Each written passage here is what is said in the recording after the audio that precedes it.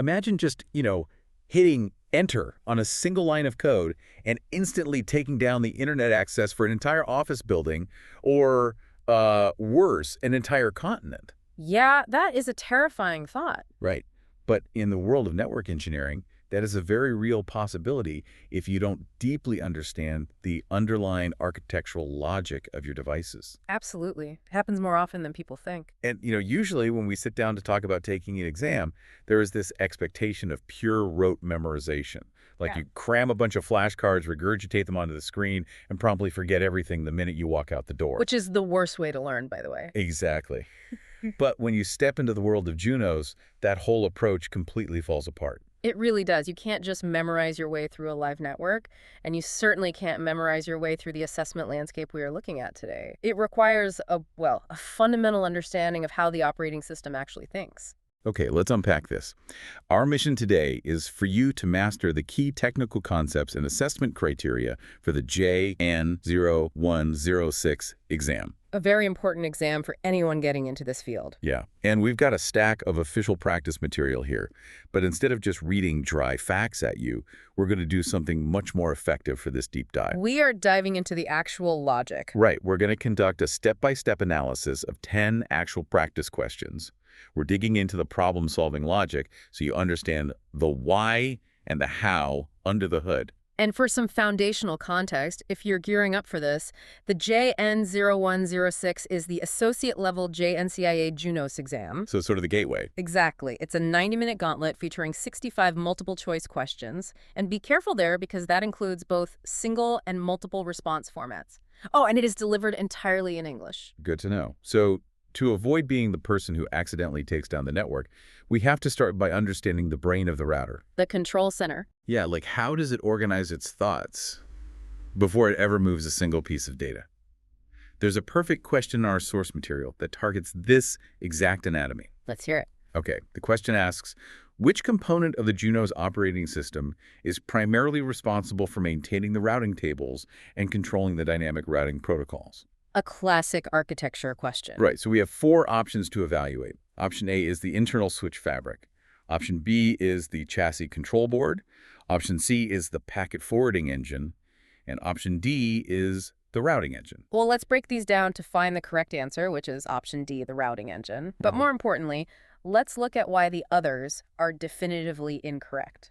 Okay, so why not option A? So option A, the internal switch fabric, is incorrect because it's essentially just the physical or logical high-speed highway that moves packets between the incoming and outgoing interfaces. Oh, I see. Yeah, it doesn't maintain complex tables or run protocols. It just provides the raw connection path. So it's the asphalt on the highway, not the GPS system making the map. Precisely. Now, option B, the chassis control board, is also incorrect. That component deals with the physical hardware environment of the router itself. Like the mechanical stuff? Yeah, exactly. Things like monitoring fan speeds, temperature sensors, and power supplies.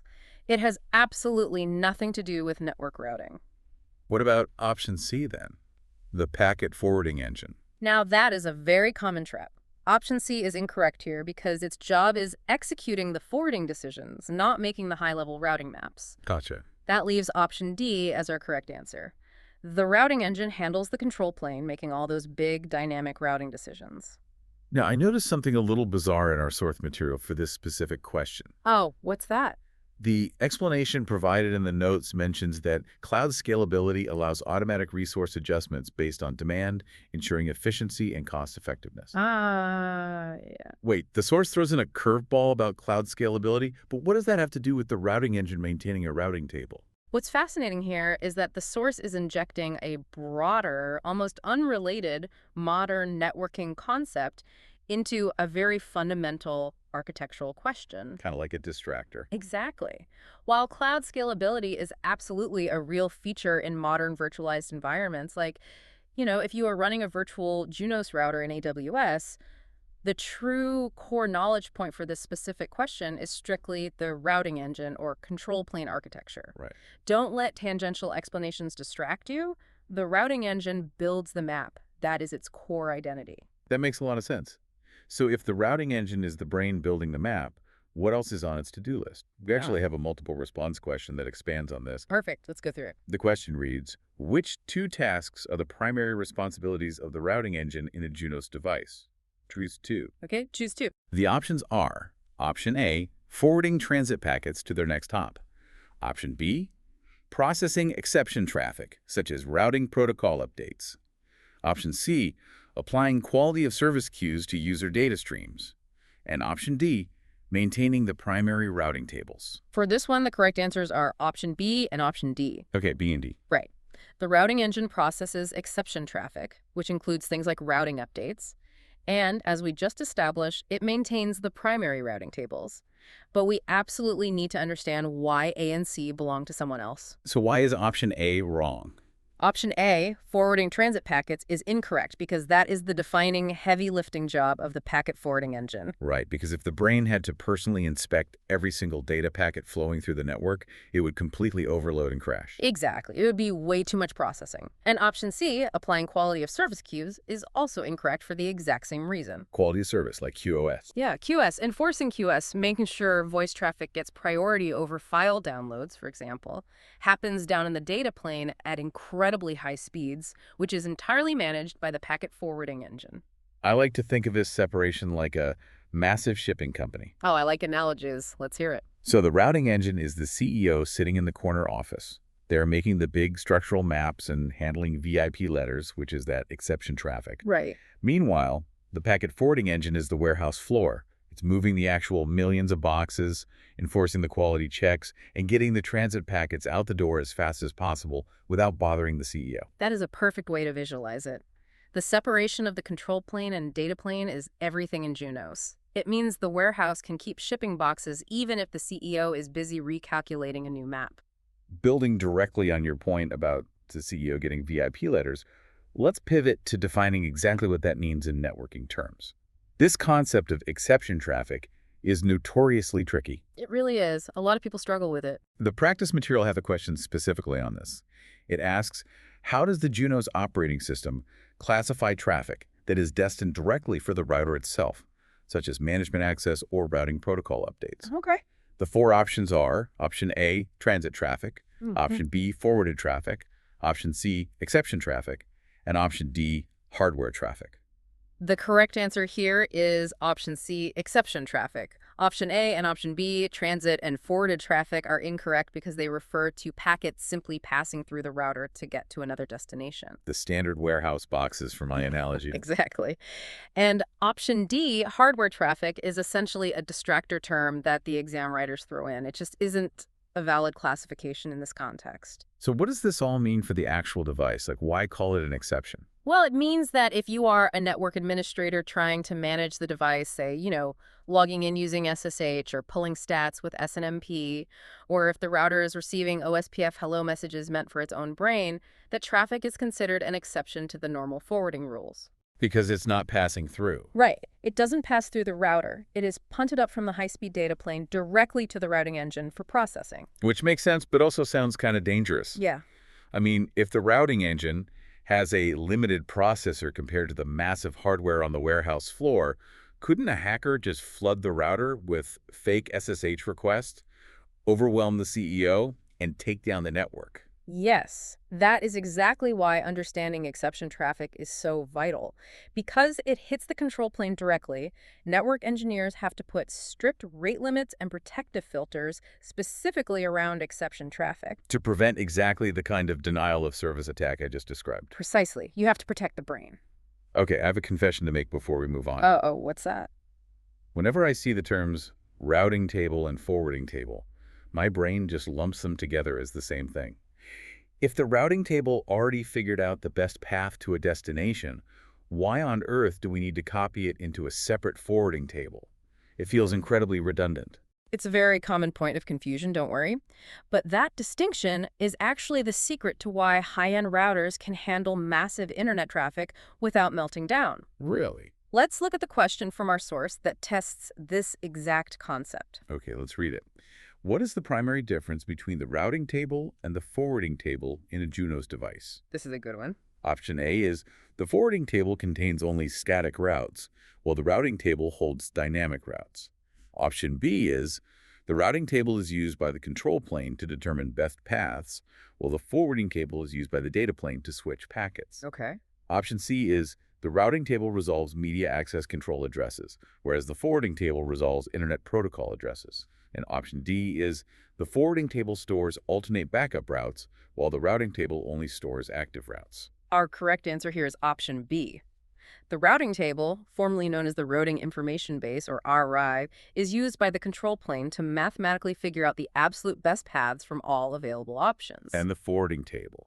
The forwarding table, or Forwarding Information Base, the FIB, is used by the data plane to actually switch the packets. Let's explicitly rule out the others so we understand the traps. Absolutely. So option A is incorrect because both tables can contain a mix of static and dynamic routes. The difference is about their function, not where the routes originated. What about C? Option C is incorrect because both tables deal primarily with IP addresses in this routing context, not Layer 2 MASI addresses. And option D, that sounded plausible. Option D is completely backward and incorrect because the forwarding table specifically stores the active chosen best routes for immediate use, not the alternate backup routes. But to go back to my confusion about redundancy, the routing table might have 10 different possible ways to get to a destination, right? Right. It takes its time, does the heavy math, and picks the single best winner. Then it sends only that one winning path down to the forwarding table. Exactly. The routing table is huge and complex, running in the software of the routing engine. The forwarding table is highly optimized, stripped down, and programmed directly into the silicon hardware of the packet forwarding engine. So it can just fire off packets. Yes, so it can process millions of packets per second without having to think or do any math. That clears it up perfectly. So how does the brain pick that single best winner? Like when there are competing paths, what is the tiebreaker? This actually sets us up perfectly for our next problem. Let's dive in. The question asks, when a Junos device receives the exact same network prefix from both an internal dynamic protocol and a statically configured route, how does the system determine which path becomes active? A classic tiebreaker scenario. The options are, option A, the path with the highest metric is preferred. Option B, the protocol with the lowest default preference value is selected. Option C, the route learned most recently replaces the older entry. And option D, the system load balances between both routing sources. The correct answer is option B. Junos uses something called route preference, which, you might know as administrative distance from other vendors, to select between routes offered by completely different sources. Let's dismantle the wrong options. Why is A wrong? Option A is incorrect, because in routing, you generally want a lower metric or cost, not a higher one. Lower is better. Got it. And C? Option C is incorrect because Junos doesn't care which route arrived chronologically last. It cares which source is mathematically more trustworthy. And option D, load balancing. Option D is incorrect because the system will not blindly load balance between fundamentally different protocols, like OSPF and a static route, without a very specific, complex policy telling it to do so. I always think of route preference like a golf score. The lower the score or preference value, the better and more trusted the route is. That's a great way to remember it. But why? Let's talk about the underlying logic. Why does a static route have a lower preference value, meaning it's highly trusted, beating out a sophisticated algorithm like OSPF if they point to the exact same destination? Because of human intent. Human intent. Yeah. A static route is explicitly manually typed in by a network administrator. The operating system's default logic assumes that if a human went out of their way to hard-code a specific path, they must know something the dynamic algorithms don't. Ah, I see. It assigns a high level of trust, a low preference value to human intervention over automated discovery. So we've established how the router makes its internal decisions, filtering through the noise to find the best path. But a network doesn't exist in a vacuum. How does it share these routes with the outside world? Good external protocol. Exactly. We have a vital question about external sharing.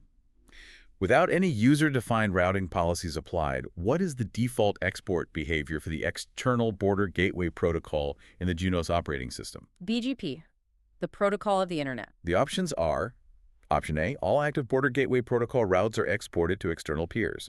Option B, no routes are exported to any external peers. Option C, only directly connected local routes are exported. And option D, all active routes learned from any protocol are exported. The correct answer is option A. By default, eBGP neighbors receive all eligible active BGP routes. And why are the others wrong? Well, option B is incorrect because eBGP does actively share routes by default. It doesn't just sit there in silence. Right. Option C is incorrect because it shares BGP routes, not just the local interfaces directly plugged into the router. And option D is fundamentally incorrect because it will not automatically export routes learned from other internal protocols like OSPF or static routes without a specific export policy explicitly telling it to do so. So it only shares its own BGP homework by default? It doesn't share the OSPF homework? Exactly. If we connect this to the bigger picture, understanding these default behaviors is critical to not breaking the internet. Like the scenario we talked about at the start. Yes. If option D were true and it shared everything by default, a misconfigured router could accidentally leak a company's entire private internal routing table out to the public internet. Junos protects you by only sharing BGP routes with other BGP peers natively. Well, even with those built-in protections, we clearly need strict rules to secure the perimeter of our network. Let's look at how we enforce security with firewall filters. Security is paramount. The question is, what is the final default action evaluated at the end of every Junos firewall filter if no preceding conditions match the incoming packet? Okay. The options. Option A, the packet is silently accepted. Option B, the packet is evaluated by the routing policy. Option C, the packet is discarded silently. And option D, the packet is logged for monitoring. The correct answer is option C. The packet is discarded silently. This mechanism is universally known as the implicit default deny. Let's explain why the others are dangerously wrong. Option A sounds terrible. Option A is incorrect because silently accepting unknown, unmatched traffic is an absolutely massive security risk. You never want to just let things in. And option B. Option B is incorrect because firewall filters and routing policies are completely separate operations. Falling off the end of a security filter doesn't just pass the buck to a routing policy. And what about logging it, like option D? Option D is incorrect because while logging is a great feature you can manually configure, it requires CPU resources and is not the automatic default behavior. It's brutal, but it's secure. It's exactly like a nightclub bouncer. If your name isn't explicitly written on the VIP list, you are silently rejected. It's a fun way to picture it. There's no explanation, no logging of your complaint by default, just a firm denial. But this has massive real-world stakes, right? Oh, huge stakes. This is exactly why so many junior engineers accidentally lock themselves out of a router when working remotely. Oh, no. Yeah, they apply a new firewall filter to the loopback interface, but forget to explicitly write a rule allowing their own SSH connection. The minute they hit commit, their traffic hits the end of the filter, the implicit deny drops the hammer, and their remote session instantly freezes. Ouch. So how do we properly write those rules? That brings us to the mechanics of the filters themselves. The terminating actions. Right. When designing a firewall filter on a Junos device, which two terminating actions immediately stop the evaluation of the packet and enforce a routing decision? Choose two. Let's hear the options. We have option A, count the packet statistics. Option B, accept the packet. Option C, reject the packet. And option D, log the packet details. Our two correct answers are option B, accept, and option C, reject. When a packet matches a condition and hits a term with one of these actions, it is considered terminating. Meaning the evaluation stops immediately. Exactly. The bouncer makes a final decision, and the packet is either let into the club or dropped. And the other two. Option A, count, and option D, log, are incorrect because they are what we call non-terminating actions. Non-terminating. Yes. If a filter matches a packet and the action is simply to count it for a statistics graph or log it, the router performs that quick action, but then it continues evaluating that exact same packet against the rest of the firewall rules below it. It doesn't stop the overall process. We've set up our filters, but what actually characterizes the traffic packets themselves bumping up against these firewalls? The exam tests your understanding of the transport layer, too. TCP and UDP. The question asks, which two characteristics are associated with the transmission control protocol rather than the user datagram protocol? Choose two. Okay, TCP versus UDP. The options are option A, it relies on a three-way handshake to establish a connection. Option B, it operates without connection establishment for faster delivery. Option C, it guarantees the delivery of data through acknowledgement mechanisms. And option D, it is primarily used for real-time voice streaming, where packet loss is acceptable. The correct answers are option A and option C. TCP uses a formal 3-day handshake to establish a reliable connection before sending data, and it guarantees delivery by requiring the receiver to send back acknowledgments. And if it doesn't get acknowledgement? If acknowledgement doesn't arrive, TCP assumes the packet was lost and retransmits it. Okay, and what about B and D? They are incorrect for TCP because they perfectly describe UDP. Option B is incorrect for TCP because UDP is the protocol that operates without establishing a connection. Right. And option D is incorrect for TCP because UDP is the protocol used for real-time voice and video streaming, where raw speed matters much more than guaranteed perfectly ordered delivery. Here's where it gets really interesting. TCP is the careful courier. They knock on the door, ask if you're ready, hand over the package, and demand a signature before they leave. They guarantee it gets there. I love this. And UDP. UDP is just a T-shirt cannon at a sports game. It fires the data into the crowd as fast as possible, and if you look away and the T-shirt hits you in the face and falls under the bleachers, well, they aren't going to pause the game to fire another one directly at you. It's just gone. That is incredibly accurate. When you are on a voice over IP call, if a fraction of a second of audio drops because a packet was lost, you might hear a tiny glitch.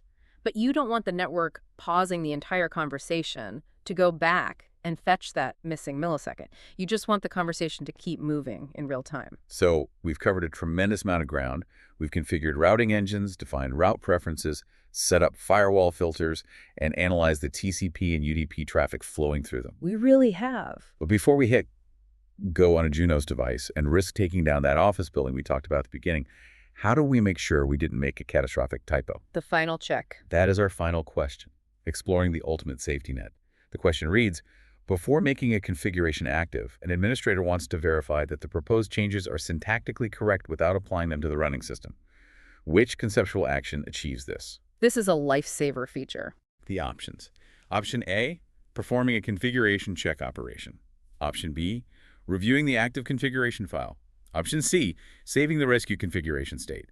And option D, comparing the rollback history files. The correct answer here is option A, performing a configuration check operation, which is widely known in the Junos world as a commit check. Why are the other options not the safety net we need? Let's start with B.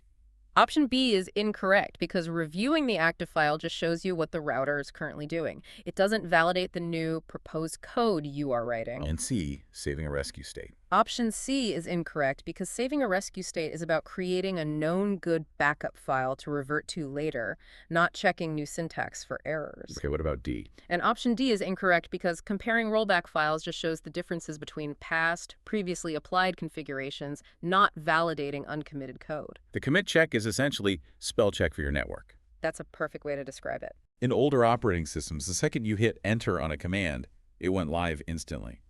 If you typed the wrong IP address, boom, the network was down. Junos separates editing from applying. The commit check validates the syntax and logical structure of your candidate configuration without actually applying it to the active system.